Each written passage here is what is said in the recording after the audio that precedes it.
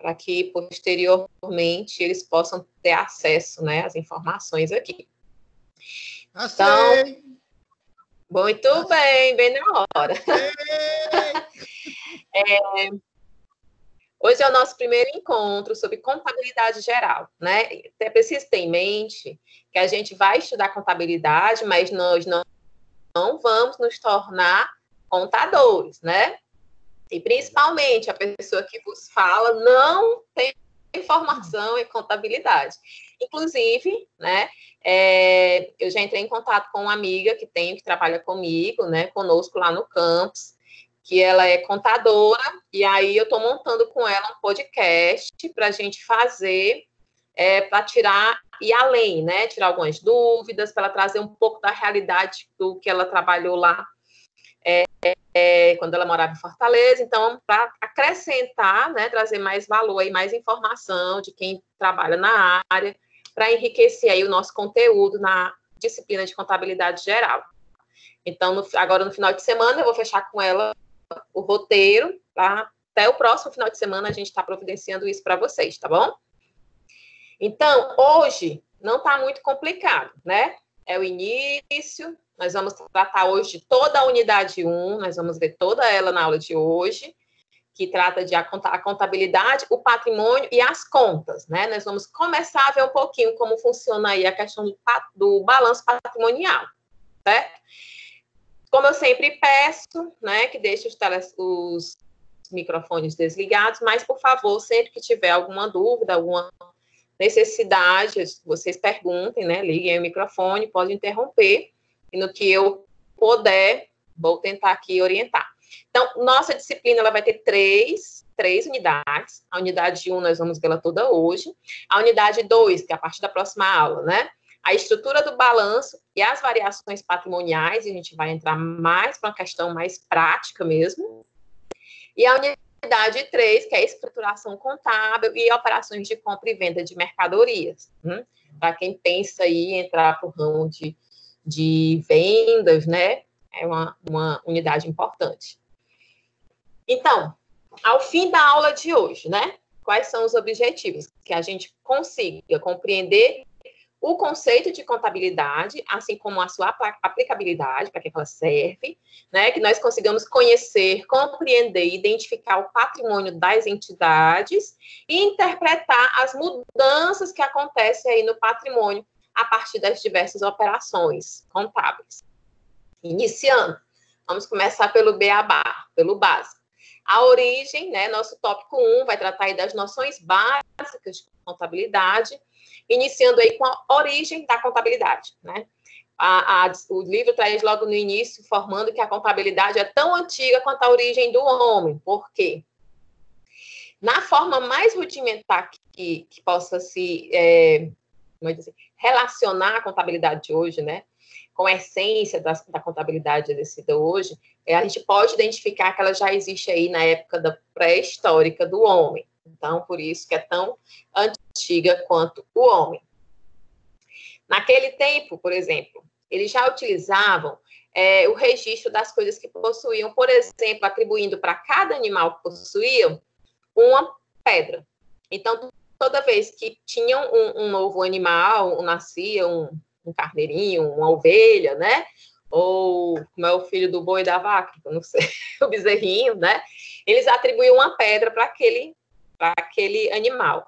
Por exemplo, quando eles iam para o pasto, então eles separavam a quantidade referente à quantidade que saiu para ir para o pasto. Quando eles retornavam, se sobrasse alguma pedra, é porque algum animal não tinha retornado.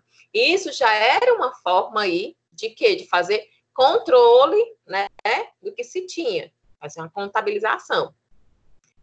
A contabilidade moderna, ela vai nascer mesmo lá no norte da Itália. Aí eles dão uma noção aí de período, né, provavelmente aí entre o século XII e XIV, só 2 séculos aí de diferença, coisa pouca, né? Porque vão datar dessa época de diversos registros que são semelhantes ao que temos hoje na contabilidade moderna. E a contabilidade ela vai se consolidar a partir de um trabalho elaborado por um frade franciscano, que era matemático, teólogo e contabilista, o Frei Luca Pacioli, né? Publicado lá em 1494, ele vai publicar um tratado sobre contabilidade, e lá ele traz uma teoria que ainda hoje é de grande utilidade no meio contábil, que é o quê? O método das partidas dobradas. O livro, nesse momento, ele não se aprofunda sobre esse método, e isso é uma das coisas que eu quero trazer lá no podcast depois com a contadora, minha amiga, que vai fazer junto comigo, né? Mas ele já apresenta esse método. Sabe-se que esse Frei Luca, ele não foi o inventor do método, certo? Não nasce com ele esse método das partidas dobradas. Ele apenas vai descrever uma metodologia que já era utilizada lá na Itália, né? Pelo menos um século antes. Mas ele registra isso, né? Ele coloca isso dentro de um livro, e é o primeiro contato que se tem, então, com a contabilidade aí moderna. A origem da contabilidade, o desenvolvimento da contabilidade foi notório quando ocorre uma ascensão econômica norte-americana, logo depois, né, no momento de superação da crise econômica de 1929. Nessa época, vocês devem lembrar das aulas de história, muitas empresas não sobreviveram, foi um período muito obscuro, né? Muitos donos de fábricas, de indústrias, que foram à falência, acabaram cometendo suicídio, foi um momento realmente muito nebuloso da nossa história. Mas, quando eles começam a se recuperar, então, após esse período, quando começa a existir já uma ascensão cultural, econômica, o crescimento do mercado de capitais, da auditoria, então houve uma preocupação de tornar a contabilidade um mecanismo que fosse útil para a tomada de decisões. Porque era preciso trazer informações às pessoas que investiam nesse mercado. Então, a contabilidade, ela vai ter essa associação com tomada de decisões, né? Então, hoje, a contabilidade, ela é utilizada largamente no meio empresarial, e ela é enfatizada como um elemento gerador de subsídios que são essenciais aos gestores. Quando? No momento Boa noite, de tomada galera. de E a professora? Oi, boa noite. Certo? No momento de tomada de decisões, você precisa conhecer todos os números da sua empresa para saber qual a melhor decisão a tomar. Então, a contabilidade, ela vai ser essencial, vai ser uma peça-chave para isso. Aí eu trago aqui alguns conceitos que tem lá no livro, né, que vocês depois podem se aprofundar. O que eu procuro trazer aqui para que depois esse material sirva de resumo para vocês, né? Mas é importante que vocês depois acessem o livro e respondam as atividades. Mas ele vai trazer aqui alguns preceitos a respeito do que seria a contabilidade. É uma ciência que estuda e pratica as funções de orientação, de controle, de registro, né, relativas aí à administração econômica. É um sistema de informação e avaliação destinado a prover os seus usuários com demonstrações, análise. A gente sabe que eles têm vários demonstrativos, né, na contabilidade que são utilizados. E aí tem outros conceitos. Eu trago. Então, gente, como a gente viu, o conceito de contabilidade, ele está diretamente relacionado com o processo de tomada de decisões. Então, a contabilidade, ela vai trabalhar com o quê? Com dados. E esses dados vão ser processados até se tornarem informações para poder subsidiar decisões. Então, por isso que tem aqui essa imagem, né, do processo contábil. Primeiro você coleta os dados, depois esses dados, eles são registrados e processados, né, vão ser aí separados para onde vai cada um, e disso vão nascer os relatórios. Esses relatórios, eles vão ser úteis para quê? Para a administração dessa empresa, dessa entidade, para os investidores, eles vão saber se está tendo lucro ou não, se vale a pena continuar investindo, né? Para os bancos, por exemplo, se a gente for precisar de um empréstimo, alguma coisa, a condição da saúde da empresa, quem vai dizer isso são os dados contábeis, né? E, de uma forma geral, para usuários, assim como o governo, né? E no momento de tomada de decisões. Mas, falando ainda um pouquinho mais sobre a área de contábeis, é interessante vocês conhecerem quais são os campos de atuação profissional de um contador, por exemplo. A profissão de contador, ela foi regulamentada lá em 1946, né? Já faz muito tempo. Então, vejo que é mesmo logo aí, após aquele período que inicia a recuperação da Grande Depressão de 29. Essa lei, ela foi alterada com a outra lei em 2010, que criou o Conselho Federal de Contabilidade. E aí, lá dentro também foram definidas as atribuições de contador e técnico em contabilidade.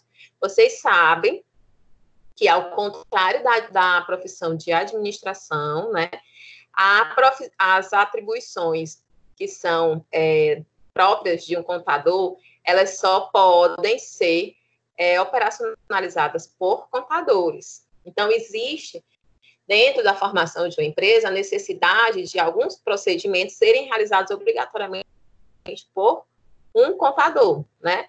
Então, isso é porque a profissão deles já é regulamentada, como um médico, como você não pode um psicólogo. Então, existem essas limitações por compreender-se, principalmente, a natureza da importância, né, dos dados que eles vão trabalhar, e por isso apenas a pessoa capacitada, que foi formada para isso, elas conseguem ter capacidade para isso. E a referida regulamentação, ela ainda traz no seu texto legal, né, que somente poderão exercer aí a profissão aqueles que estiverem devidamente registrados nos órgãos, né, não vale apenas ter um diploma de contador, você precisa estar aí cadastrado nos órgãos competentes, no caso aí no Conselho Federal de Contabilidade. Precisa pagar anuidade, ter carteirinha, tudo direitinho. O campo de atuação aí, a gente, como contador, dentro de uma empresa, né? Ele pode trabalhar aí como um planejador tributário. Lembra que em direito tributário a gente viu a importância do planejamento tributário, precisaria trabalhar aí articulados, advogados, contadores e administradores? Pois bem, então, dentro de uma empresa, ele pode estar focado nisso, assim como pode ser um analista financeiro, vai analisar a parte financeira da empresa, ou um contador geral, vai ver tudo que é relacionado à contabilidade dentro daquela empresa. Um auditor interno, um auditor, a obrigação dele, né, a função, é verificar se as ações realizadas pelos demais setores estão dentro do previsto, se não está havendo fraude, se não está havendo aí alguma desobediência, né, aos trâmites já definidos.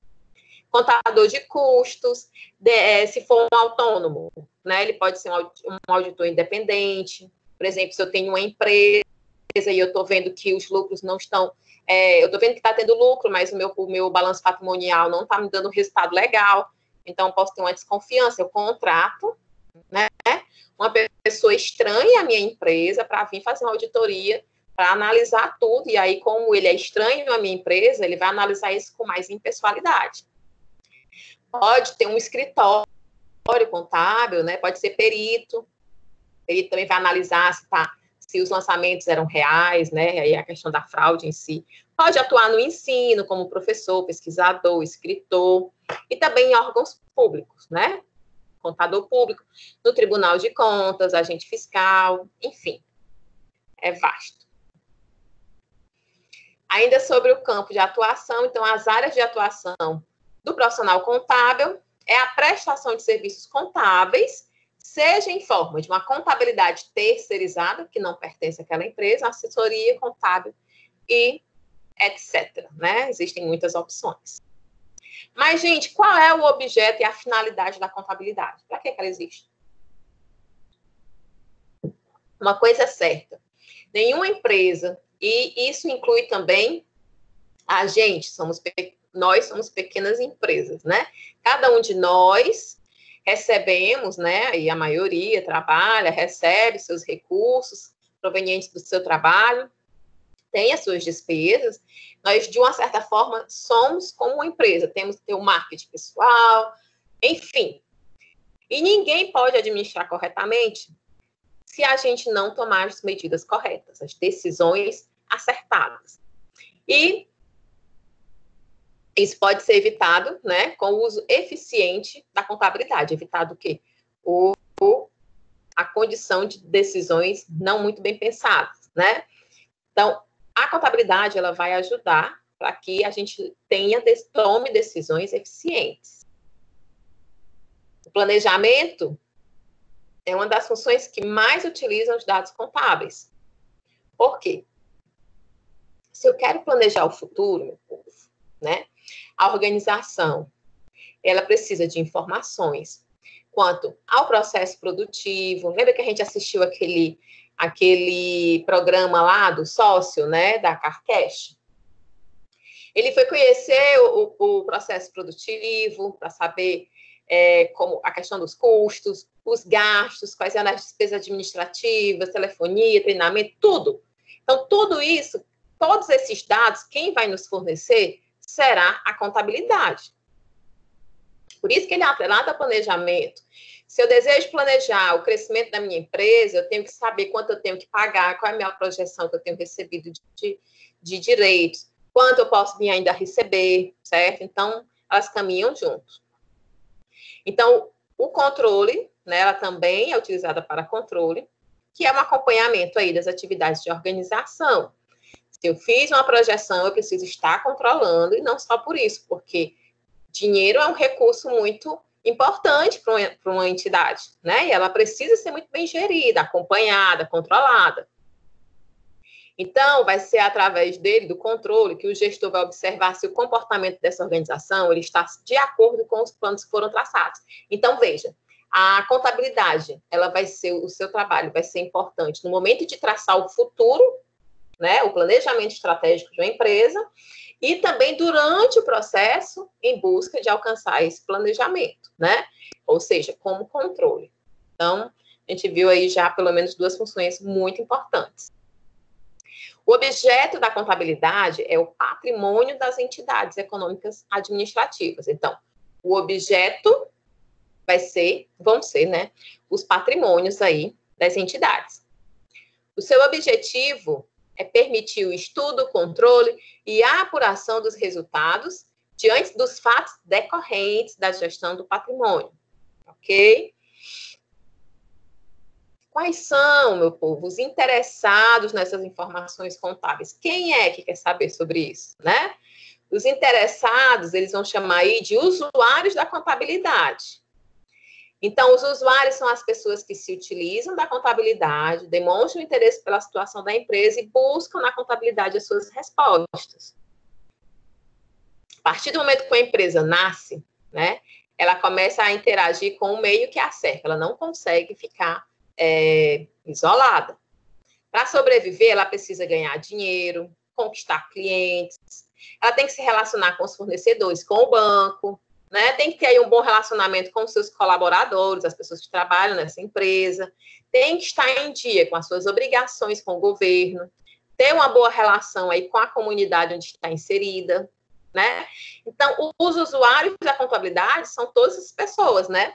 A gente vai ter aí os investidores, os fornecedores, os clientes, os empregados, todas essas pessoas que se relacionam com as empresas, de uma certa forma, elas são usuários dos dados de contabilidade. E aí existe um princípio na contabilidade que chama o princípio da entidade. Esse princípio ele está previsto lá na resolução 750 de 1993. E ele diz o princípio reconhece o patrimônio como objeto da contabilidade e afirma a autonomia patrimonial. A necessidade da diferenciação de um patrimônio particular, né, que aí pertence a uma pessoa ou um conjunto de pessoas, como sem fins lucrativos. Então, o que ele está querendo dizer é que o patrimônio da entidade, ele não pode se confundir com o patrimônio dos seus sócios. Lembra que a gente estudou na última aula de direito tributário? Todos aqueles tipos de empresas, né, de sociedades, uma sociedade, a maioria assim, que a gente viu, que tem mais, que são mais usuais no país, elas não comprometem o patrimônio dos seus sócios, né, apenas o patrimônio da entidade que é utilizado para pagar aí credores. Então, o princípio da entidade, ele vai dizer isso. né? O patrimônio não se confunde com aqueles dos seus sócios ou proprietários. O patrimônio da entidade é da entidade, o patrimônio dos sócios é dos sócios, não entra. Então, se eu contrato uma empresa de contabilidade, ela vai fazer a contabilidade do patrimônio da empresa e não dos seus sócios. Então, ele vai trazer aqui, né, para quem algumas pessoas essa contabilidade pode ser feita. Tem a pessoa física, somos eu, você aí do outro lado assistindo a aula. Tem as pessoas jurídicas, né? E aí, quando ele pede para considerar a pessoa, juridicamente falando, todo ser capaz de direitos e obrigações. Lembra que a gente falou que sociedades que não fossem, empresas que não fossem cadastradas nos órgãos, não teriam a possibilidade de ter um CNPJ, não seriam pessoas jurídicas, né? Então, eles não teriam direitos e aí também estariam, vamos dizer assim, fora de algumas obrigações, como pagar impostos, e que a gente viu que era ilegal. Pois é. Então, a pessoa física, ela se trata aí da pessoa natural, todo ser humano, né? E a pessoa jurídica, a união de indivíduos, né, através de um contrato, que a gente já estudou, que formam uma nova pessoa. Essa nova pessoa tem uma personalidade aí jurídica, né, que são as empresas. Então, a contabilidade, ela pode ser feita para um indivíduo. Lembra, acho que está todo mundo aí, muita gente agora nesse período declarando imposto de renda. Eu vi agora mesmo, antes de começar a aula aqui, mas ainda foram entregues no Ceará 276 mil, acho, declarações de imposto de renda, e deixaram de ser entregues, esperam que sejam entregues mais 650 mil, né, porque foi prorrogado o prazo aí até 30 de junho. Se nada tivesse acontecido, o último dia seria hoje. Então, as pessoas físicas, elas também podem se utilizar, né, dos serviços de um contador. É menos comum, mas acontece, principalmente nesse momento de declaração de imposto de renda. Aí ele vai entrar mais nos pormenores, né?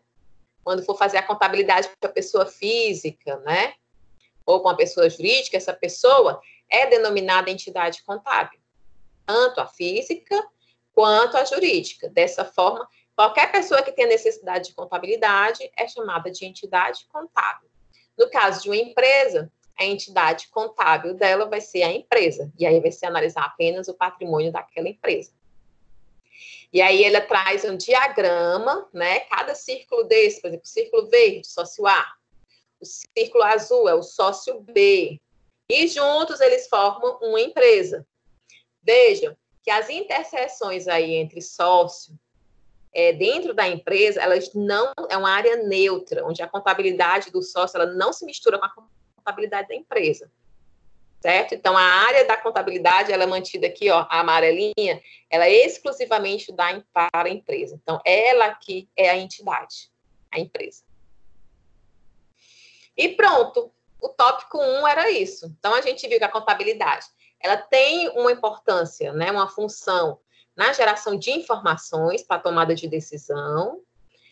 Por exemplo, eu preciso fazer um novo investimento, né? Será que vai valer a pena? Eu tenho condições de pagar por isso? Então, é feita uma análise a partir dos dados contábeis.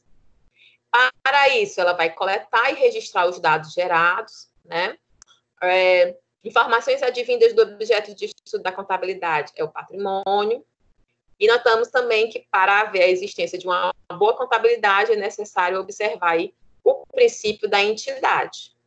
E a gente inicia, então, o tópico 2, patrimônio.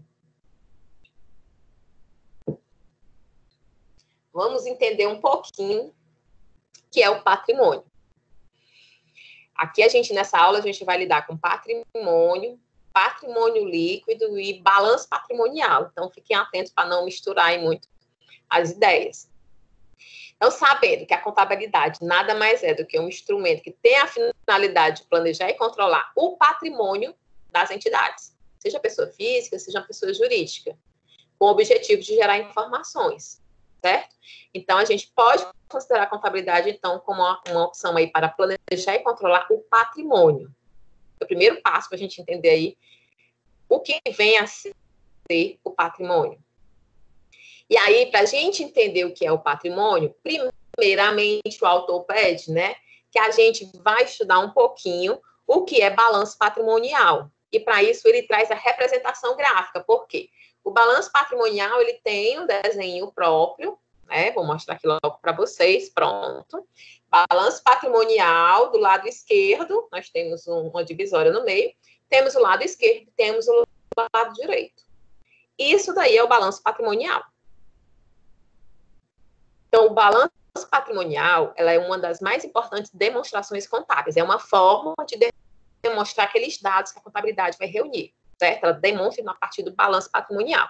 E esse é um dos mais importantes. É por meio deles que a gente vai identificar, vai apurar a situação patrimonial e financeira de uma entidade em um determinado momento. Isso é importante. Mais à frente tem até um negocinho que eu trouxe, que o balanço patrimonial, ele vai demonstrar a realidade daquele momento em que ele foi feito, certo? Daquele dia. As situações podem mudar, então é importante ter sempre um balanço patrimonial atualizado. E aí, quais são os conceitos que estão ligados com o patrimônio, relacionados a patrimônio, a balanço patrimonial, aliás? A gente precisa conhecer algumas definições. A primeira é patrimônio, né?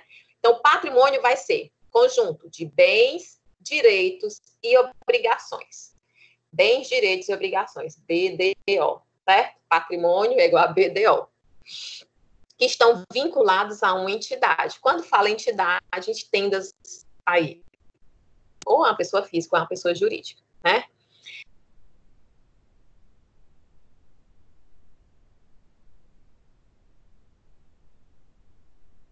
Estou no mudo agora. Vou tomar o controle aqui desse negócio. Deixa eu ver aqui se eu consigo. Pronto. Agora dá certo. Então, vamos lá. A gente viu que patrimônio é o conjunto de bens, direitos e obrigações que estão vinculados a uma entidade. E os bens? Os bens, né, é tudo que pode ser avaliado economicamente e que satisfaça as necessidades humanas e sejam suscetíveis de avaliação econômica.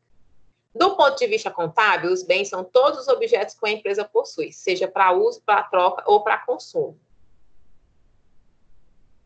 E aí a gente vai ver... Eita, a internet agora deu... Há um instante, gente, que está rodando aqui, rodando. Está aparecendo rodando para vocês? Pronto. Tratando-se de bens, a gente vai ter duas subdivisões dos bens, né? Eles podem ser tangíveis ou intangíveis. Vocês já devem ter ouvido falar sobre isso. Os bens tangíveis são aqueles que possuem uma forma física. Esse copo é um bem tangível, né? Eles são corpóreos, são palpáveis, eu posso palpar, né? Por sua vez, esses bens tangíveis, eles também se subdividem. Eles podem ser móveis, como esse copo, né? Podem ser removidos de seu lugar e podem também ser bens imóveis, que são esses que não podem ser deslocados, né? Como os edifícios, as construções de terreno, é um bem imóvel. Então, a gente viu aí, nós temos os bens, bem tangível ou bem intangível. Dentro dos tangíveis, nós temos os bens móveis e os bens imóveis, certo? Lembrando que os bens tangíveis é tudo que eu posso tocar, que tem uma forma física. Por quê, Marcela? Porque os bens intangíveis são aqueles que, embora sejam considerados bens, eles não possuem uma existência física. Vixe Maria, é alma, é? Eles não são palpáveis, não são constituídos de matéria. Eles representam bens significativos para as empresas. Quer ver um exemplo? As marcas, as patentes. Até aqui, ó. São intangíveis as marcas. E como exemplo, temos algumas bastante conhecidas. A Coca-Cola. A Coca-Cola em si, se eu sou proprietário da Coca-Cola, vou vender essa empresa. Pronto, eu não vou nem longe. A escola, da Ipava. Lembra daquela vez do episódio da Carcass? Na hora que eles estão negociando a venda, e aí o cara começa a colocar em jogo a marca, mas essa é uma marca conhecida no mercado, meu pai trabalhou nela por muitos anos para ela se tornar o que ela é hoje. Tal. Aquilo é um bem para aquela empresa, aquilo tem o valor, certo? Compõe o patrimônio dela. E mais o que? Não é palpável, não tem uma existência física. Então, ela é um bem intangível. né? Temos aí a Coca-Cola, Perdigão, Nestlé, Sadia, sei lá, Microsoft, Apple, né? Quanto você não paga num celular, que tecnicamente, né, se a gente for analisar os componentes físicos, o bem material, o bem tangível, não valem tanto, mas há um preço a mais pelo bem intangível, pelo que significa pelo preço daquela marca, né? Então, é nesse sentido, os bens intangíveis. E, por fim, os direitos, né? Vimos o patrimônio, vimos os bens, agora os direitos. Os direitos são todos os valores a receber de terceiros. Esses direitos, geralmente, aparecem seguidos da expressão a receber, né? Não é à toa que tem ali que são a receber de terceiros, nós iremos receber. Exemplos, duplicatas a receber, comissórias a receber. No âmbito empresarial, esses direitos, eles surgem, na maioria das vezes, após a realização de uma venda a prazo aos clientes. Então, quando a gente vai ali na loja da fulana, compra umas roupas, e aí, não, vou pagar de 2 vezes. Mês que vem eu pago metade, mês que vem. Ela vai anotar na contabilidade dela, então, né, que ela tem aí a receber. E esse é um direito dela. Então, gente, os bens e os direitos, eles irão figurar. Lembra que eu mostrei lá o balanço patrimonial? Não estava preenchido, só tinha lado esquerdo, lado direito. A gente vai começar a preencher ele agora. No lado esquerdo, né, vão ficar os bens e os direitos. Sendo assim, o nosso patrimônio vai estar ali, representado dessa forma. Bens. Ele coloca aqui dinheiro em caixa, marcas, né, que é um bem tangível, máquinas, veículos, imóvel, mercadorias que você tem no estoque, tudo isso são os bens. E os direitos? Duplicata a receber, aluguel a receber, promissória a receber. Então, tudo que for bens e direitos ficarão do lado esquerdo do balanço patrimonial. Foquem aí, guardem essa informação. E as obrigações? O que são as obrigações? Né? São dívidas ou compromissos assumidos com terceiros, ou bens de terceiros que se encontram em nossa posse deverão ser pagos ou liquidados em data pré-estabelecida, né? Então, é comum nas empresas a ocorrência de compras a prazo. Quando isso ocorre, né, a empresa fica com a obrigação de pagar a compra num prazo determinado, e essas obrigações, elas geralmente aparecem com o nome dos elementos seguidos com a expressão a pagar. Isso lá no balanço patrimonial, quando vão lançar, vai seguido geralmente da expressão a pagar. Como exemplos de obrigações, temos aí duplicatas a pagar, impostos a pagar, empréstimos, né, salários dos funcionários a pagar. Então, tudo isso são obrigações. E eles ficam de que lado? Vão ficar do lado direito do balanço. Então, a gente já sabe aqui a configuração de um balanço patrimonial. Do lado esquerdo vão os bens e os direitos. Do lado direito vão as obrigações. E aí tem os exemplos, né? Os encargos a pagar, contas a pagar, por aí vai. Que tal se a gente fizer aqui, né, um esboço da nossa contabilidade? Se vocês, depois da aula, amanhã é feriado, depois é final de semana, pegarem aí o que vocês têm de casa, moto, carro, e aí fazer essa divisão e iniciar aí o balanço patrimonial de vocês. E ele traz aqui um exemplo, né?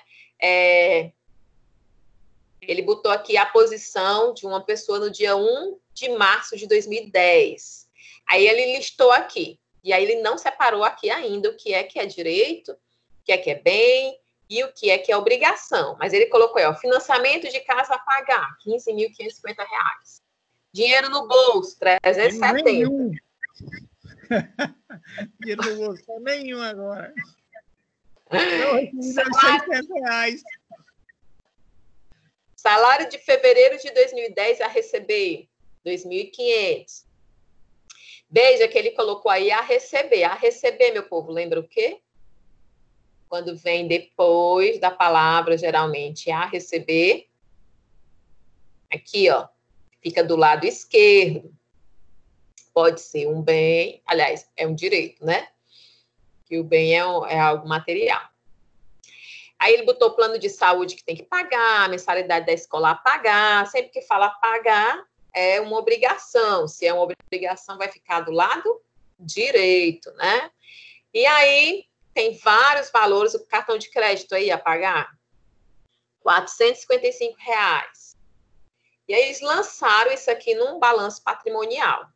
Então, o balanço patrimonial aí, ele vai observar os aspectos qualitativos, né, na hora de lançar, que consiste em qualificar e denominar os bens, direitos e obrigações. É importante para a gente poder definir, mas tu só colocou aqui 370, 4.500, eu não sei o que cada um desses representa, né? Então, é importante ter esses aspectos qualitativos, né, discriminados no balanço, juntamente dos quantitativos. Então, do lado esquerdo, onde ficam os bens e os direitos, ele trouxe lá o caixa, que é o que ele tinha na carteira, né? Que ele tem no banco, o salário que ele vai receber, o automóvel e o imóvel residencial.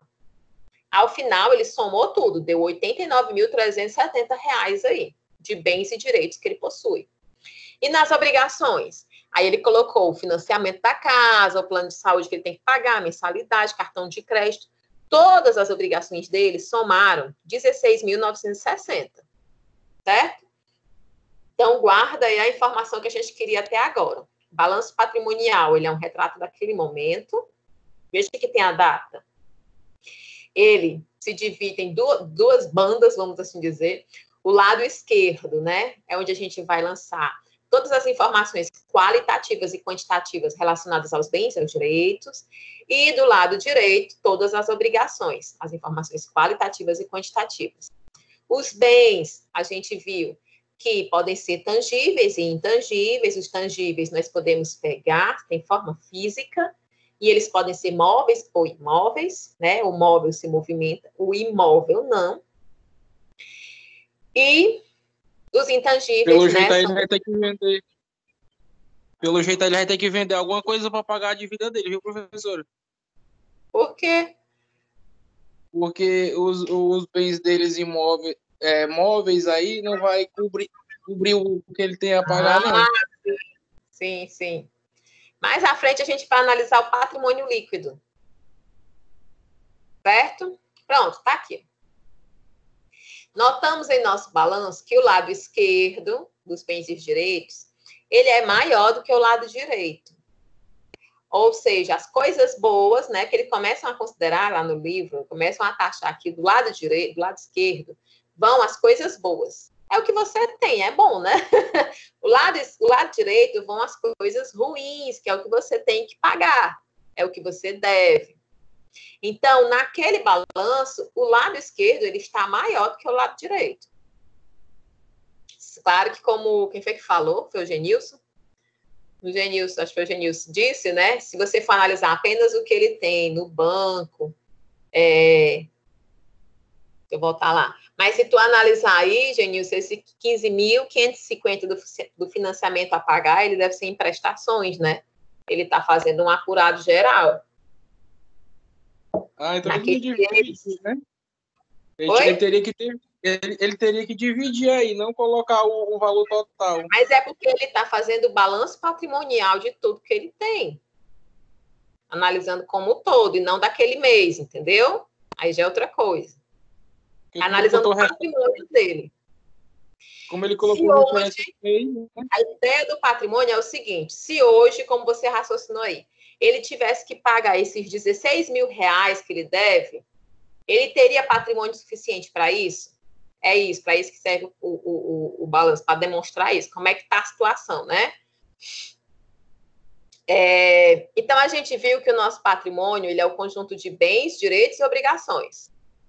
A contabilidade, ela se preocupa e estuda o patrimônio nos seus aspectos qualitativos e quantitativos, lembra?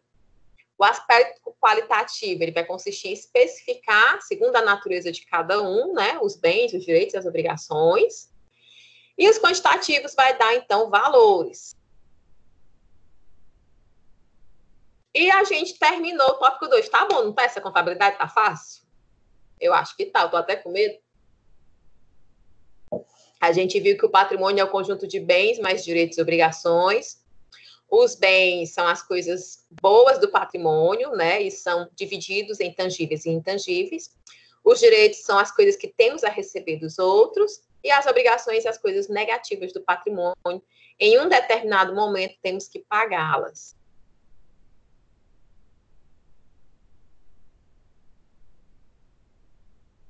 Ai, meu Deus, só um instante, gente. Cliquei aqui sem querer em outra coisa. Esse mouse do computador, notebook é ruim. E aí, nós já vamos iniciar o tópico 3. São 4 tópicos, tá? A gente está bem, a nossa aula já termina cedo. O tópico 3, o ativo, passivo e o patrimônio líquido. Vocês já devem ter ouvido falar disso. E agora, a gente vai começar a falar melhor sobre eles.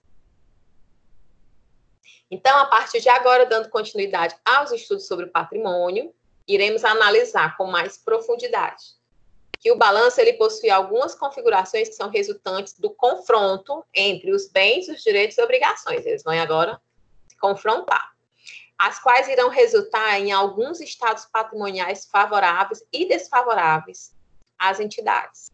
A gente vai começar a analisar também aí qualitativamente, né? Então, sabendo que a gente vai chamar, então, agora o lado esquerdo, que era o lado das coisas boas, né? Ele vai ser chamado, então, de ativo. Então, ativo, guardem aí como sinônimo de positivo, de coisa boa, né? Fica do lado esquerdo. Se o ativo é coisa boa e positiva, nós vamos colocar no lado esquerdo os nossos bens e direitos, certo? Assim, o ativo, em um primeiro momento, ele compreende o conjunto de bens e direitos de uma entidade. Então, ativo é o que significa, fica do lado esquerdo do balanço patrimonial e faz menção, então, se compõe dos seus bens e direitos de uma entidade, certo? Então, lado esquerdo é o ativo, sinônimo aí de coisa boa. Então, o ativo ele é um recurso controlado pela entidade como resultado de eventos passados e do qual se espera que resultem futuros benefícios econômicos para a entidade. Aí, gente, essas nomenclaturas, né, ela vem aí dos órgãos de contabilidade, vão trazendo aí algumas situações que demonstram a situação de ativo. O benefício econômico futuro embutido em um ativo é o seu potencial em contribuir para o fluxo de caixa ou equivalente de caixas para a entidade, né? Esse potencial ele pode ser produtivo quando o recurso for parte integrante das atividades de operação mesmo da empresa. A entidade geralmente usa os seus ativos na produção de mercadorias ou prestação de serviços que são capazes de satisfazer os desejos e as necessidades dos clientes. Os benefícios econômicos futuros de um ativo, eles podem fluir para a entidade de diversas maneiras. Então, um ativo ele pode ser usado isoladamente ou em conjunto com outros ativos para produzir uma mercadoria, né? Aí, falando de estoque, e aí serem vendidos. Ele pode ser trocado por outros ativos. Pode ser usado para liquidar um passivo, né? Acabar com aquela dívida. E pode ser também distribuído aos proprietários da entidade. A gente tem aí a questão dos lucros. Muitos ativos, por exemplo, máquinas e equipamentos, né, eles têm uma substância física. Aí ele vai falar aí de outros exemplos de intangíveis. Por exemplo, as patentes. Direitos autorais, a gente sabe que agora mesmo, quando se faz uma pesquisa e dali nasce um produto novo, né? As pessoas fazem uma patente que é registrada e outras pessoas até podem vir a fabricar aquela patente ou aquele material, né? Que foi patenteado, mas eles terão que pagar partes a quem inventou, né? E isso geralmente vale por uma quantidade de tempo, por alguns anos. É muito comum, por exemplo, na indústria farmacêutica, se descobre uma nova droga, né? Se descobre no sentido que sintetiza, né? Sintetiza uma nova droga, sei lá, para hipertensão. E ela é uma droga inovadora, então eles têm a patente dessa droga, tipo, 10 anos. Então, todo laboratório que quiser fabricar essa droga e vender, vai ter que pagar a patente dessa empresa. Saúde. Saúde. Eita, saúde. Esse daí não pode sair de casa mais, não. Tá indo, então, passando os 10 anos, né, que ele tinha direito da patente, aí as outras empresas vão começar a poder fabricar sem ter que pagar ela. O que é que muitas empresas farmacêuticas fazem?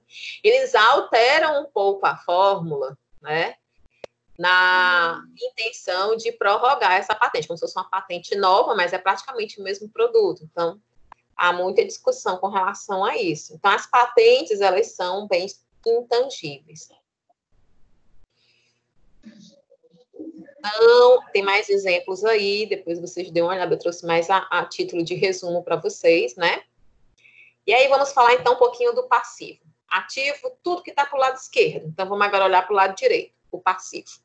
A gente vai, então, chamar o lado direito de passivo, sinônimo aí de coisa negativa, ruim. É a primeira coisa que eu interpreto na minha mente como lado direito sendo ruim. Porque, para mim, na minha cabeça, é o contrário, porque eu sou destra, né? Se o passivo é coisa ruim, negativa, nós sempre iremos colocar deste lado as nossas obrigações, as nossas dívidas. Então, nosso balanço patrimonial vai ser lado esquerdo, o ativo, que é composto, então, lado esquerdo, pelos bens e direitos. E lado direito, o passivo, representado pelas obrigações. Certo? Passivo, então, obrigação presente na entidade, que é derivada de eventos que já aconteceram e cuja liquidação espera que seja resulte em saída de recursos que sejam capazes de gerar benefícios econômicos. Mais uma vez, do jeito que o livro traz aquelas delimitações sobre o ativo, ele também traz sobre os passivos, né? Por exemplo, uma característica essencial para a existência de um passivo é que a entidade tenha uma obrigação presente. Uma obrigação é um dever ou uma responsabilidade, não é isso? Deve-se fazer uma distinção entre uma obrigação presente e um compromisso futuro. A decisão da administração de uma entidade de adquirir ativos no futuro não contribui por si só a uma obrigação presente. Então, tem que fazer essa diferenciação, porque se for analisado no presente, algo que está previsto para o futuro não vai entrar nessa análise. A extinção de uma obrigação presente, ela pode ocorrer de diversas maneiras. Por exemplo, por meio de pagamento em dinheiro, transferência de outros ativos, por prestação de serviço, substituição da obrigação por outra, conversão da obrigação em capital, é isso? Fica aqui bem no meio. E aí segue. Então, gente, só reformulando. Quem está com o microfone ligado?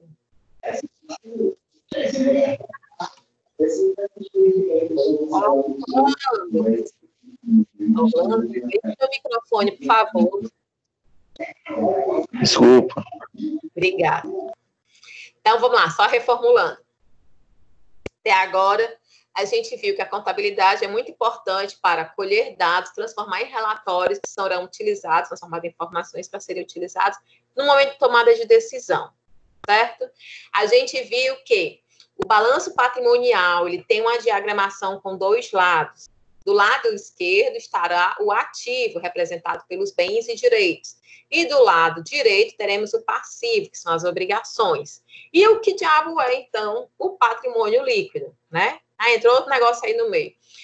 O patrimônio líquido é igual aos bens mais direitos, menos as obrigações. Entenderam? Então, ele é igual ao ativo menos o passivo.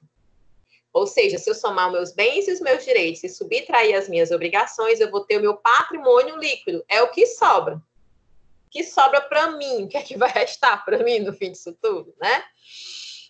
Essa diferença já é implícita no lado direito do nosso balanço, nós a tornaremos explícita para estabelecer uma igualdade com o lado esquerdo. Então, o patrimônio líquido, ele vai ficar junto do passivo. Para quê, gente? O balanço patrimonial... Deixa eu ver se passou direitinho aqui.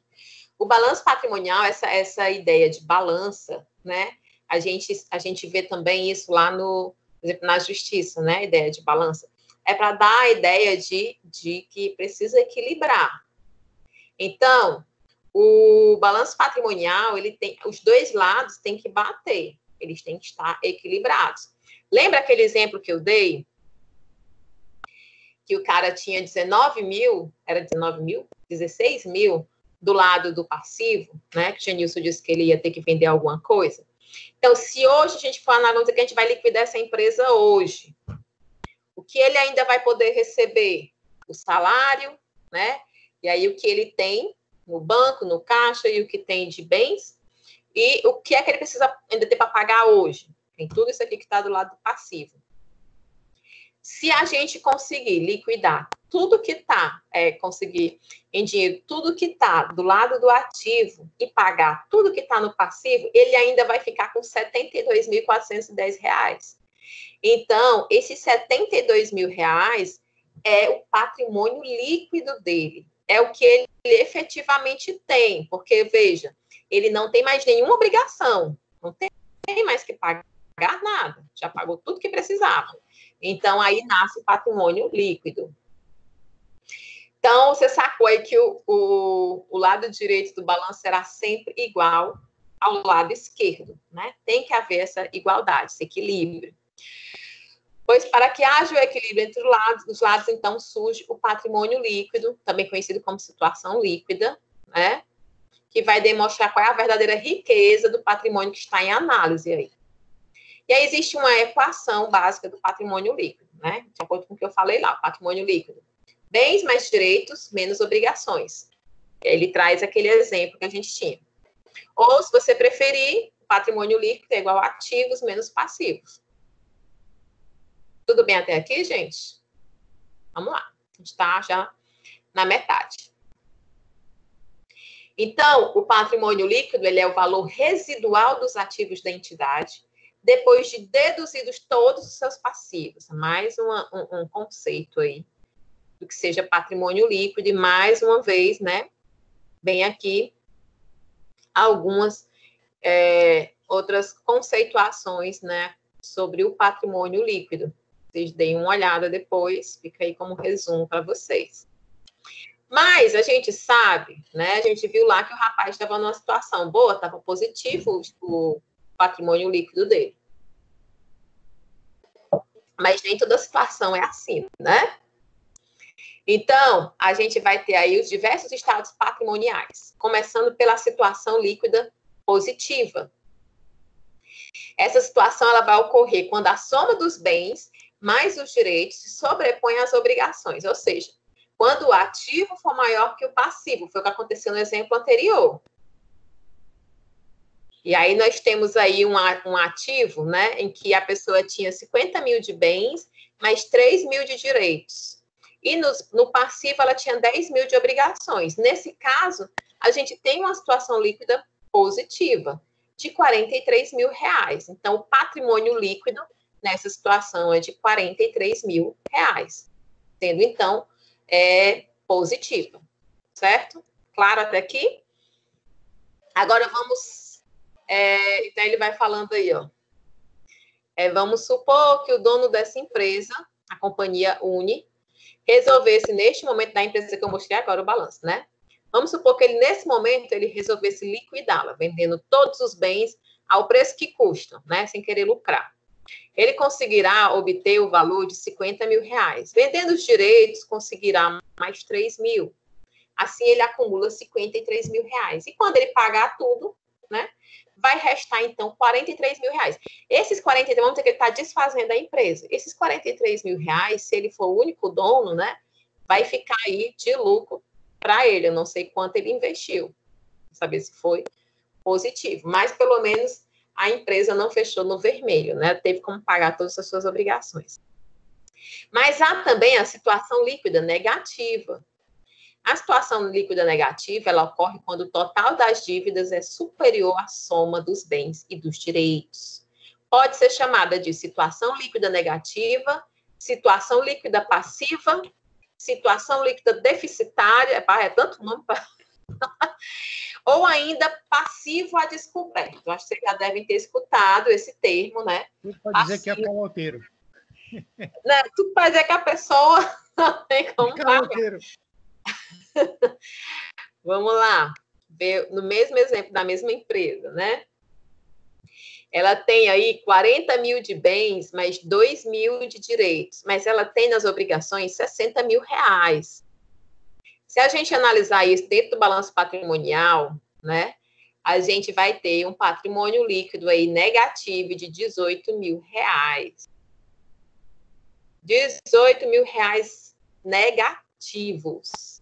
Então, nesse caso, se o proprietário dessa empresa resolver liquidar ela, né, daquele mesmo jeitinho, ele vai apurar 42 mil, mas ele tem que saldar 60 mil em obrigações. Então, faltarão 18 mil reais.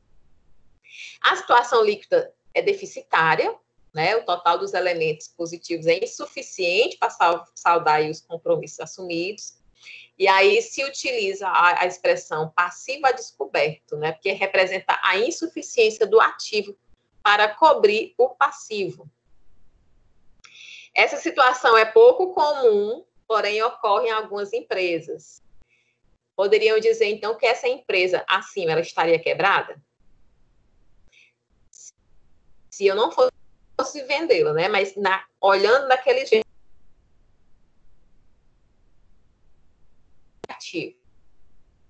quebrada? Não. Então, ele coloca aí, né? Ela apresenta uma situação desfavorável e, assim mesmo, ela poderá desenvolver suas atividades. Mas, ela permanecer por muito tempo nessa situação, ela poderá ter sérios problemas, né? E aí, pode vir, sim, a fechar as portas. Por quê? Aquela situação era se ele fosse fechar as portas naquele dia, mas vamos dizer que seja uma empresa que está ativa, né? Ela vai poder abrir mão, é igual a gente. A gente olha esse mês, não vai dar para fechar as contas. Mesmo, então, como é que vai ser, né? Então, você faz alguma negociação com alguém que você está devendo, não paga esse mês. Aí, no caso da empresa, pode lançar a mão de alguma promoção, algo para alavancar as vendas, né? Negociar dívidas e mudar essa situação, né? A posterior. A situação líquida nula é o último estado patrimonial, né, que a gente vai analisar aqui. Ela ocorre quando o ativo corresponde ao mesmo valor que o passivo. Então, não existe uma situação líquida, vai ser zero, porque o que tem de um lado é exatamente o que você tem do outro lado em obrigações. Você tem bens e direitos exatamente igual que você tem em obrigações. Lembrando, gente, que no balanço patrimonial normal não vai ter assim de um lado bens, só bens, não. Existe bens e aí a descrição, né? Como a gente viu no outro. Então, se houvesse a liquidação dessa empresa hoje, eles teriam exatamente o suficiente para quitar todas as dívidas, não ia restar mais nada para o proprietário, né? Então, se ele tivesse colocar, talvez ele fosse ter aí um certo prejuízo, né? Porque trabalhou e não teve retorno. Então, os bens e os direitos, eles formam um conjunto de elementos chamado ativo, que ficam lá do lado esquerdo. As obrigações formam o passivo, do lado direito. E o patrimônio líquido vai ser a soma dos bens mais os direitos menos as obrigações, ou também conhecido como ativo menos passivo. Ele representa a riqueza da entidade e ele possui diversos estados. Como nós vimos, tinha a situação positiva, negativa e nula. E aí a gente já chegou no último tópico. Vê como a gente está rápido. Tá boa, eu tô achando... Eu estava com receio, mas pelo menos na primeira unidade ela está melhor do que das outras duas disciplinas que a gente já viu, né? Um pouco mais fácil, rápido de entendimento. Acho que é porque a Nanda não está aqui. Se essa aqui ia lá para 10 horas. E ela está atrapalhando. Então, eu vou mandar ela assistir a aula depois para ver o que vocês estão falando dela. Vamos lá. E aí o tópico... Eu vou dizer para ela, viu, Márcio? Contabilidade. Bora, Márcio. Bora, Daniel. Bora, rapaz, continuar. Vamos lá? Intervalo, hein, professora? Rapaz, hoje a gente vai terminar cedo, viu? Vamos terminar na hora do intervalo hoje. Contabilizando... Professora, cadê o bolo? Hã? Cadê o bolo? Rapaz, o menino não veio ainda. Ela tá perguntando, ela já deu o bolo, cara. Já foi sorteado, só falta se eu tivesse ganhado, tinha ido, viu? Olha, a Beatriz, na hora que fala do bolo, ela se anima. Quem foi que ganhou? Quem foi que ganhou? Tivesse e feito aí pra Foi mim, o- eu E ia cara, buscar. tá com 1h21. Foi o Tem que ter que Francisco contrair, né? E José. a Carol, hein? Mas o pior, meu povo, é que meu forno tá ruim. Inclusive, viu? Aceito de presente um fogão para essa professora. Meu fogão tem a mesma, vai fazer agora, eu vou completar agora, eu comprei quando eu casei, eu vou completar agora em julho, se o corona não me pegar, Deus me livre, né? Eu vou completar 17 anos de casada. O meu fogão tem 17 anos, e agora, durante a quarentena, ele resolveu que também não queria, nem home office ele queria fazer. Mas Então deu eu certo. vou fazer a cesta de chocolate, não ficou de me avisar, ele mora em Itarema, o aluno que ganhou. Mas aceita o fogão, Seu bora. fogão pegou. Negrada, vamos fazer uma vaquinha para a professora fazer o bolo. Comprar Vamos, que o meu bolo. balanço patrimonial não tá legal. Seu fogão Eu pegou não posso corona. mais nem contar com o fogão para vender. Vamos lá, meu povo. Posso mais nem contar com o fogão, cara. Eu vou vender com... Isaac, tu acaba comigo. O Isaac colocou assim, quase da minha idade. Meu Deus do céu. Gente, vocês sabem que eu sou morta de iludida, que eu sou jovem. Só um momento de contar uma história, eu quase mordi, eu nunca esqueço. Há 2 anos, a minha avó, mãe da minha mãe, minha avó materna, ela mora em Parnaíba. E aí, há 2 anos, Dia das Mães, minha mãe queria ir para lá, e aí eu fui com as minhas filhas, ela e o meu tio. E eu dirigindo e conversando, e o meu tio e minha mãe conversando da irmã deles, né? E falando que a irmã dele não tinha mais idade para fazer aquilo. Só que essa irmã, ela cuidou de mim quando eu era criança, e ela foi cuidar de mim, ela era adolescente. E eles falando da idade dela. Ela já está muito velha, não pode fazer essas coisas. Eu digo, teve hora que eu dirigindo e fazendo as contas na minha cabeça. Aqui, morta de iludida. Aí teve uma hora que eu não aguentei, fui defender a minha tia. Eu digo, mas gente, mãe, pelo amor de Deus, a tia Dalva, ela não é tão velha. Ela veio cuidar de mim, era adolescente, eu era criança, eu tenho 20 anos, então ela deve ter, meu Deus, aí a minha mãe olhou assim para mim, onde é que tu tem 20 anos, sua louca? Isso eu já tinha 35, né? Morta de iludida, parei nos 20. Então, sempre que alguém me diz assim, alguém diz que o meu fogão tem quase a idade dele, eu fico assim, passada, porque a vida passa e a gente nem percebe. Diga aí, os colegas que são mais velhos, é verdade ou não é? A gente fica com a cabeça de 20. Meu Deus, vamos supor que seja. A gente não reconhece que já passou dos 30, tá chegando nos 40, a ficha não cai. Né? Então vamos lá. 40. Já brincamos um pouquinho, rimos aqui da minha situação deplorável. Quando você comprou o seu fogão, eu tinha a idade dele hoje. Ai. Vamos lá. A Aline só rindo da minha cara, né? É bom, meu povo, rir dos outros. Eu gosto. Eu rio de mim mesma, adoro.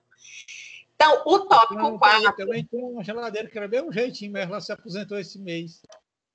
Quem? Quando você comprou o fogão, não tinha nem nascido. Um jeito. Meu povo, para.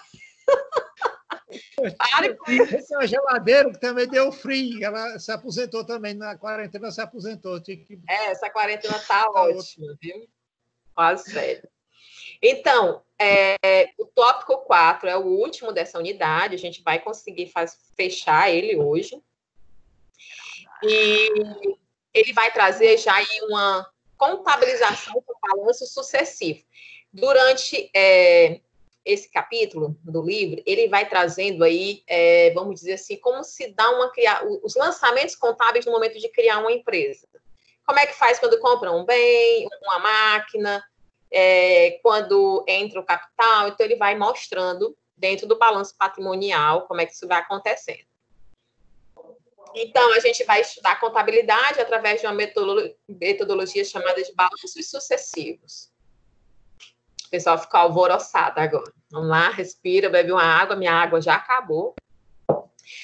Então, por essa metodologia, né, de balanços sucessivos, nós teremos condições de entender todo o processo de modificação do patrimônio das entidades. Porque toda hora está acontecendo alguma coisa, né? Dentro de uma empresa, então a gente vai começar a entender como é que isso vai funcionando. Então, a metodologia ela leva em conta, né, que a cada operação realizada pela entidade se faz a alteração e a elaboração de um novo balanço. Cada vez que ele vai considerar, então, cada vez que surgir uma nova operação, vem aí um novo balanço. Começando pela constituição de uma empresa. As empresas não surgem do nada, a gente precisa aí ter uma ideia legal. Quem está com ideias aí legais de empresas, de empreendimentos, não precisa ser uma empresa, vamos dizer assim, tangível, né? Com uma instalação predial, né? Até porque hoje está em alta aí a questão do e-commerce, né? A questão do comércio digital. E é muito, muito interessante, né? Quem está aí com as ideias, então já vai colocando no papel aí o plano de negócio. No segundo momento, depois da gente ter a ideia, a gente vai fazer um estudo para verificar se o negócio é viável. A gente faz aí o plano de negócio, pode fazer algumas pesquisas de mercado, né? Para sentir aí a questão da localização, dos consumidores, tudo mais. E o que vem, então, a ser o capital, né? Porque lá, né, para você iniciar, geralmente você faz um investimento. E aí, esse investimento é chamado de capital. E o que vem a ser esse capital? Então, ele possui diversos conceitos. Ele pode ser aí o investimento inicial feito para constituir ou criar uma empresa e é registrado pela contabilidade, né? E é denominado, então, de capital nominal ou capital social. A gente viu lá quando fazia o contrato social, né? Cada um integralizava lá o capital da empresa. Então, ele vai ser denominado lá pela contabilidade como capital nominal ou capital social. E ele corresponde ao patrimônio líquido inicial. Concordam? A empresa não tem nenhuma obrigação, né? Então, ele só tem lá dentro dos bens e direitos o valor do capital e não tem nenhuma obrigação, então ele vai ser exatamente igual ao patrimônio líquido inicial. Ele, então, quando você faz isso, você coloca à disposição da nova entidade, né, criada aí pelos sócios, que são os donos da empresa, e esse capital ele só sofrerá alterações quando os donos realizarem investimentos adicionais. Aumentos de capital, né, ou quando eles retirarem dinheiro do investimento, como diminuição de capital. Para iniciar, aí vamos imaginar essa empresa, porque essa empresa a gente vai levar ela o resto desse tópico, né?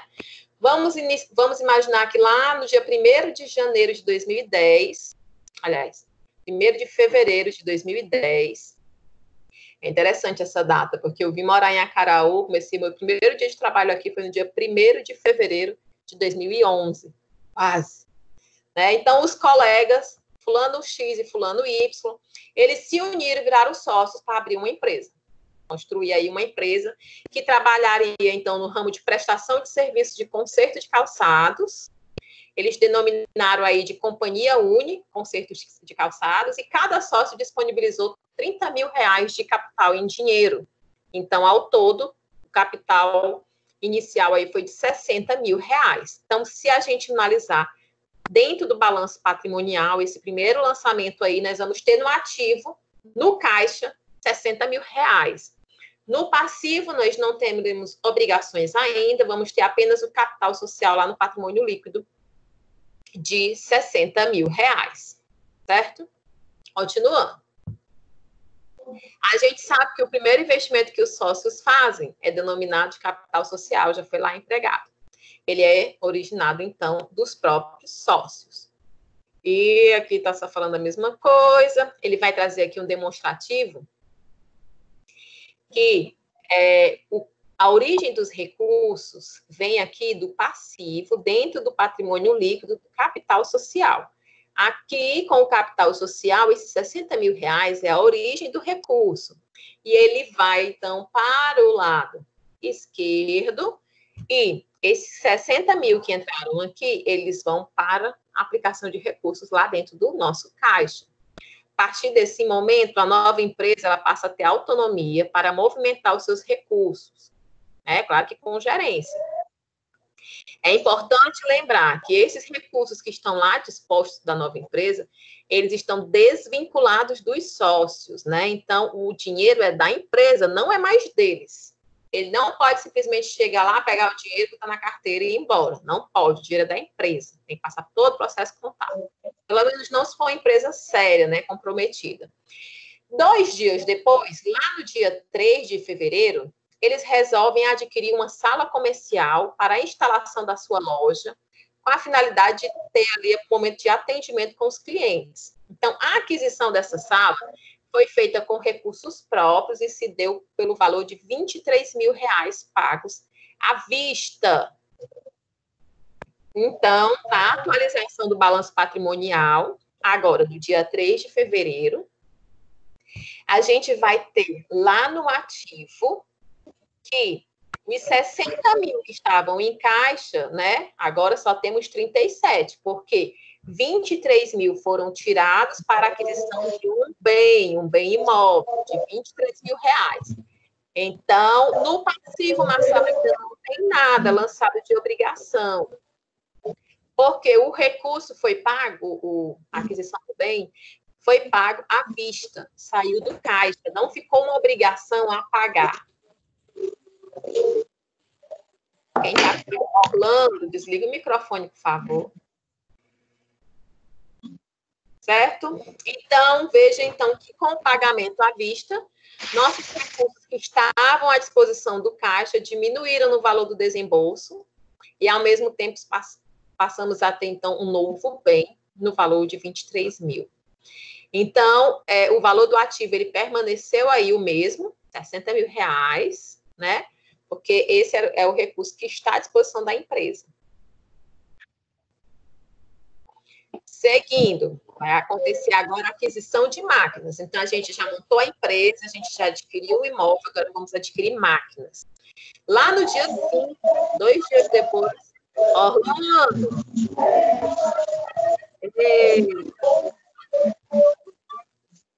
Eu acho que o Orlando saiu de perto e deixou lá ligado.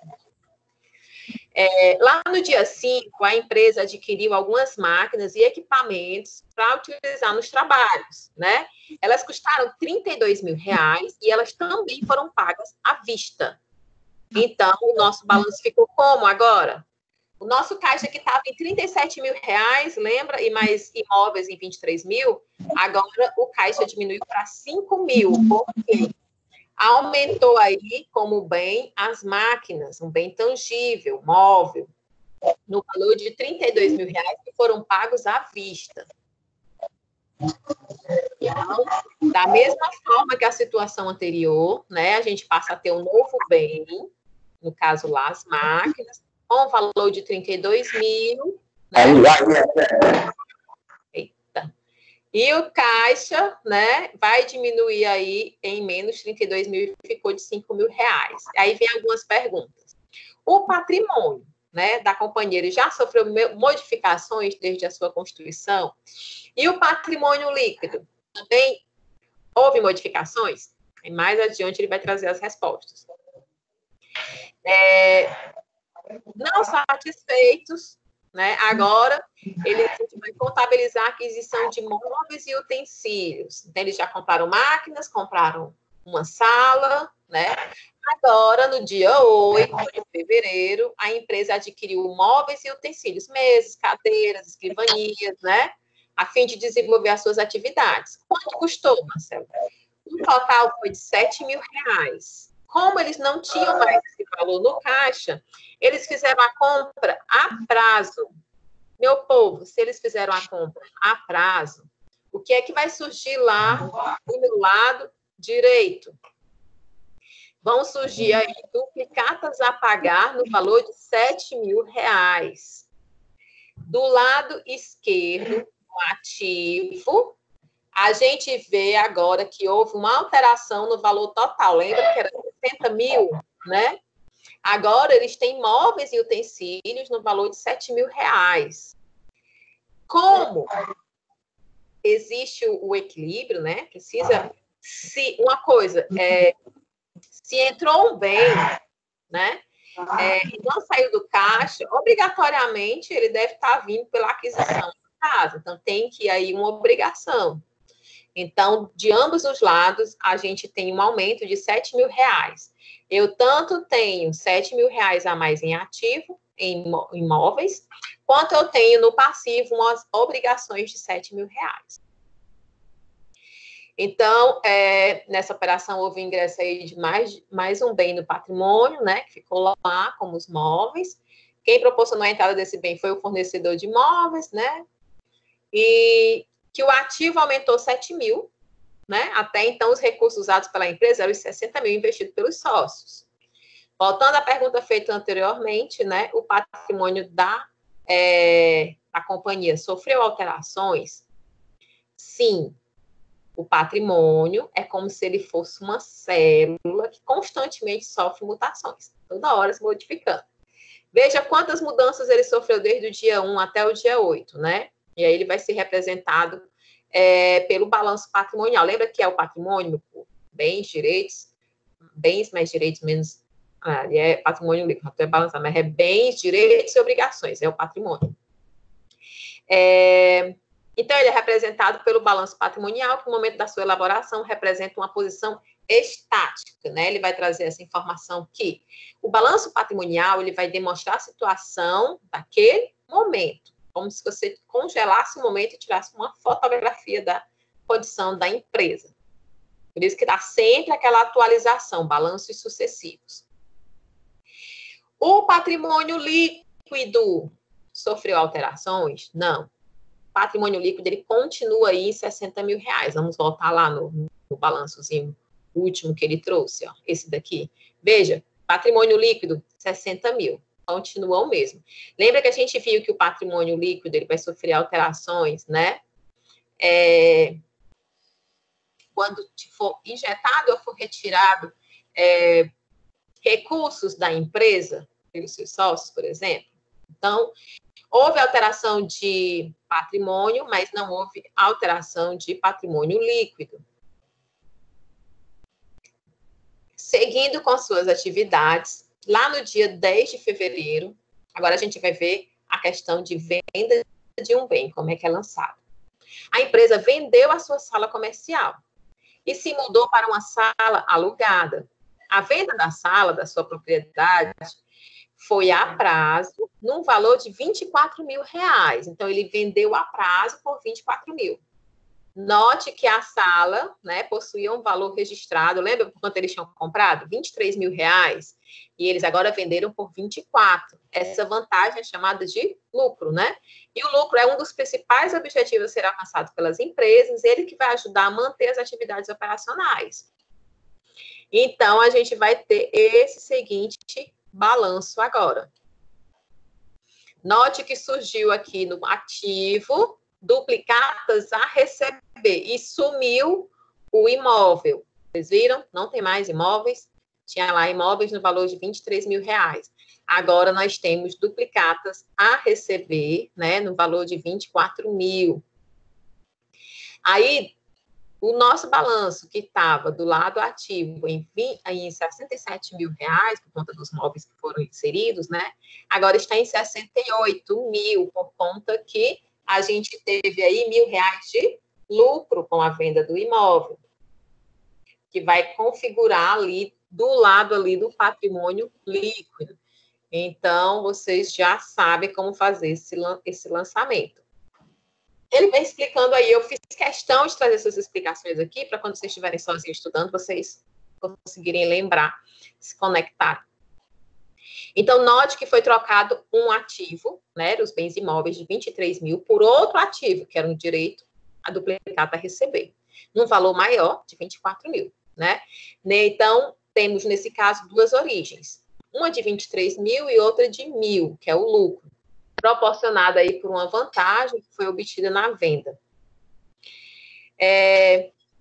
Da mesma forma, se a venda fosse feita por R$21.000, nesse caso a gente ia ter um prejuízo de R$2.000. Lembra que eles compraram por 23? Imagina que eles tenham vendido a 21, não conseguiram pegar nem o mesmo valor. Esse prejuízo de R$2.000, ele teria um efeito negativo no patrimônio líquido, provocando uma diminuição na riqueza líquida da empresa. Então, lá no balanço, ele ia diminuir o patrimônio líquido da empresa. Ui, passei aqui 2 sem querer.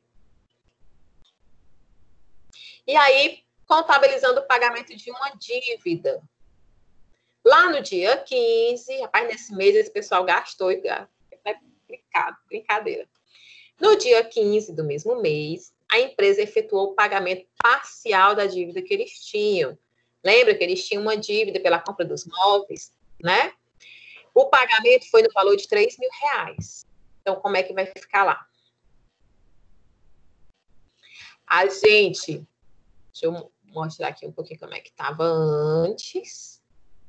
Aqui, ó. Eles tinham no caixa R$5.000, estão vendo? Lá do lado do ativo. Aí eles tinham R$32.000 de máquinas, 7.000 de imóveis e 24.000 de duplicatas a receber e duplicatas a pagar 7.000. Agora, eles pagaram a parte das duplicatas a pagar, eles retiraram R$3.000 do caixa. Quando eles retiraram R$3.000 do caixa e abateram das duplicatas a pagar, a gente viu que sai R$3.000 do ativo e saem também R$3.000 do passivo. Então, o ativo ficou em 65.000 e o passivo em 65.000 também, sem alteração do capital social, né, do patrimônio líquido aí, e não mexeu nos lucros, porque eles tiraram lá do caixa deles. E no momento que ele tira do ativo, ele também tira do passivo, então as contas se equilibram. Nesse caso, a gente viu que o recurso que saiu do caixa, né, foi disponibilizado para pagar a dívida e diminuiu lá o valor das duplicatas a pagar. No dia 20, agora a gente vai ver como é feito o lançamento de um recebimento de um direito. Qual era o direito que eles tinham? Eram as duplicatas a receber lá pela venda do imóvel. Então, no dia 20, a empresa recebeu o valor de R$10.000, né, relativo aí à venda da sala comercial.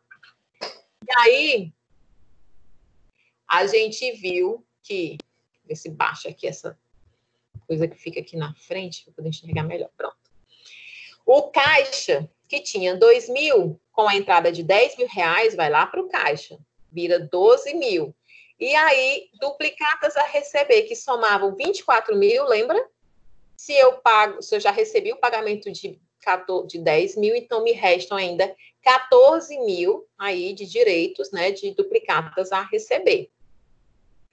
Notem que continuam os 65.000 aqui, de um lado e do outro. Não há alterações nesse momento no passivo, né? As duplicatas a receber continuam a mesma. Então, aqui a observação, né? Que a diminuição do valor recebido pelas duplicatas, ele aumentou no caixa, mas ele diminuiu nos direitos aí a receber. E pronto. A parte dos dos lançamentos eram essas. Foi tranquilo, não foi, gente? Achei muito tranquilo. Agora, a gente vai só falar um pouquinho sobre esse conceito de capital social, que a gente também já viu, é só mesmo porque o livro traz, a gente vai rever aqui, e já vamos encerrar. Hoje está bem tranquilo. Véspera de feriado, né? Para dar tempo para vocês tomarem uma gelada. Eu, inclusive, deixei uma gelada gelando ali no congelador para quando eu sair me curar dessa gripe. Então, gente, capital social também chamado de capital nominal, ele vai ser o valor que é colocado à disposição da empresa pelos proprietários, né? Lá no balanço da companhia Uni, a gente viu que ele aparece junto ao patrimônio líquido e é a primeira origem de recursos que é necessária para a realização das operações da empresa. Mas existe também, capital social está muito tranquilo, a gente já falou muito sobre ele. Existe o capital próprio. O que é o capital próprio? É o composto pelos elementos que fazem parte do patrimônio líquido e abrange o capital inicial, que é o capital social, investido pelos proprietários, bem como as suas variações, que são compostas pelos lucros, né, quando positivas, ou pelos prejuízos. Então, o capital próprio, ele vai ser aí o capital inicial, composto também pelos lucros ou pelos prejuízos. E a gente tem ainda o conceito de capital de terceiros. Capital de terceiros corresponde a todas as dívidas ou obrigações exigíveis que a empresa possui. E, portanto, possui também a obrigação de quitá-las em um determinado momento, né? Então, o capital de terceiros, ele representa os investimentos feitos na empresa, com recursos que são provenientes de terceiros. Quando eu compro, quando eles compraram os móveis, né, eles compraram a prazo, aquilo ali foi um investimento feito na empresa, né, só que com capital que veio de terceiros, não veio do capital social da empresa. Por isso que chama capital de terceiros, certo? Terceiro significa conjunto de pessoas físicas ou jurídicas com quem a empresa tem dívidas. Os funcionários também, por conta dos salários. Os bancos, por conta dos empréstimos. O governo, por conta dos impostos, né? Então, tudo isso que está lá no balanço, e faz referência aí, compõe o capital de terceiros. Certo? E tem o capital total à disposição da empresa. Esse corresponde aos capitais próprios, mais os capitais de terceiros, né, os quais estão à disposição ou investidos no ativo em forma de bens e direitos. Ele traz esses numerozinhos porque quando a gente vê aqui nesse slide que tinha esse daqui, o balanço, ele vai mostrando aqui o 4, o 3, o 2. Então, cada partezinha desse que ele vai numerando, ele vai dizendo lá depois o que é. Aqui. Né? Então, o capital total é o conjunto de valores disponíveis pela empresa em um determinado momento. Temos aí, então, os capitais próprios, mais os capitais de terceiros, né? E porque esses estão disponíveis por conta da disposição ou investimento no ativo em forma de bens e direitos. A Giovanni aqui disse que está tão familiarizada com os números. Tu trabalha com isso, Giovanni? Eu tenho dificuldade com matérias com números, por incrível que pareça, eu tenho, né? Eu sou mais das humanas, eu gosto mais das leituras, interpretações, análise, tudo mais. Mas é importante também. Então, gente, a gente finalizou o tópico 4, né? Nesse tópico a gente viu o que a gente podemos entender e contabilizar algumas operações com a utilização da metodologia de balanços sucessivos. Nós fizemos aqui, demonstramos vários lançamentos, né, vários balanços. O capital que o dono da empresa coloca, né, para abrir um negócio é chamado de capital social. O dinheiro que é emprestado, que está investido na empresa, é chamado de capital de terceiros. Se você tiver aí, né, passando por um momento difícil, e aí vai pedir ajuda a mãe, um pai, um parente para lhe emprestar um dinheiro, né? Então, você está pagando suas contas aí com capital de terceiros. A junção do capital próprio com o capital de terceiro corresponde ao capital total à disposição da empresa, né? E encontra-se investido dentro do ativo. E, por hoje, é só. Alguma dúvida? Eu achei ótimo, porque a aula foi bem tranquila, não precisei correr muito, e a gente conseguiu ver rapidinho todo o conteúdo da unidade 1. Isso é difícil de acontecer, que geralmente são muito complexos, né? Terminou cedo mesmo. Sobre aí, Nanda, a pauta, como é que fez? Sobre o livro. Esse livro, a gente tinha os outros livros no polo, porque foram entregues, né? A gente ia iniciar a disciplina de Direito quando iniciou a pandemia, então os livros já estavam lá disponíveis. Mas, logo depois que iniciou a pandemia, houve uma paralisação nas entregas, né, devido a toda a situação de isolamento que a gente está vivendo nesse momento. Então, o livro de contabilidade geral ainda não chegou lá no polo. Quando a gente voltar presencial, vocês vão receber todos esses livros, mesmo que não veio buscar aqui em casa, tá? O de Direito vai receber. Mas eu não vou poder disponibilizar nem para vir buscar aqui em casa nesse momento. Então, eu vou encaminhar lá no grupo, né? No final de semana, vou procurar atualizar lá o nosso e-mail, nosso drive, mas lembrem que vocês também podem ter acesso a ele lá no AVA de vocês, certo? Então, é importante, né? Estou vendo o pessoal empolgado, que essa matéria talvez seja mais fácil, mas não vamos se empolgar ainda muito, não, porque a gente tem mais 2 unidades pela frente, né? Mas... Ô, Glória!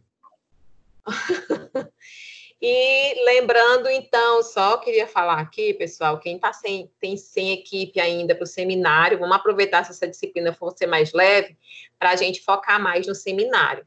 Esse final de semana, né, esse feriadão, falo esse fim de semana, gente, porque assim, eu tô trabalhando de casa, o pessoal pensa que a gente tá em isolamento e tá de boa. Não tá, eu não sei nem o que é tédio, porque eu trabalho da hora que eu acordo, da hora que eu vou dormir, é de 7 da manhã, né, depois que conta até, às vezes, 11 horas da noite, direto trabalhando, porque eu trabalho no instituto também, né? E tento trazer aqui e ajudar vocês. Mas aí, no feriado, eu vou E aproveitar diz que a para... renda dela não dá, ó, fogão, ela diz. Minha filha, se iluda, viu? Que o povo ganha dinheiro, ganha muito trabalho. E raiva, né? É raiva que a gente passa assim depois. E aí, gente, não com relação aqui, tá? Aqui eu gosto, adoro trabalhar com vocês. O que eu estava falando? Sim, aí eu vou fazer um trabalho direcionado para essa questão dos seminários, né? Vou fazer o levantamento de controle mesmo com todas as equipes que já estão lá nos grupos. Eu já comecei a fazer com 2 hoje, já comecei a iniciar até pesquisa dos títulos que eles conseguiram definir. A gente vai ter uma reunião, acho que amanhã, com a equipe da Nanda, do Daniel, do Alex e da Anileide, eu acho. Né? Então, se vocês quiserem fazer reuniões também, a reunião é online, né? Não tem sentido a gente fazer presencial nesse momento. Usa lá o WhatsApp, ele está liberado, a gente faz rapidinho pelo celular, né? A gente se organiza. Eu vou tentar montar para vocês um checklist de como fazer o passo a passo do paper, né? E ajudar aí no levantamento de material, de autores, né? De textos. Já comecei a fazer e vou tentar no final de semana dar uma alavancada. E vou fechar no final de semana também, que eu já vou montar as aulas para a semana que vem, o trabalho, o podcast que eu vou fazer com a Mariana, né? A Mariana Gomes, é contadora lá do campus, tem experiência na área de empresarial, já trabalhou na iniciativa privada antes de se tornar servidora pública. E antes eu vou dar uma lida no livro todo, porque até agora eu só vi a primeira unidade, para daí eu formar com ela um roteiro e vou passar para vocês. Vocês se interessam? Porque também, se ninguém for assistir, eu nem faço, tá? Porque eu vou trabalhar de graça. Eu assistirei. Sim, pode fazer, me interessa. Pois pronto, gente. Eu vou finalizar aqui a gravação, né?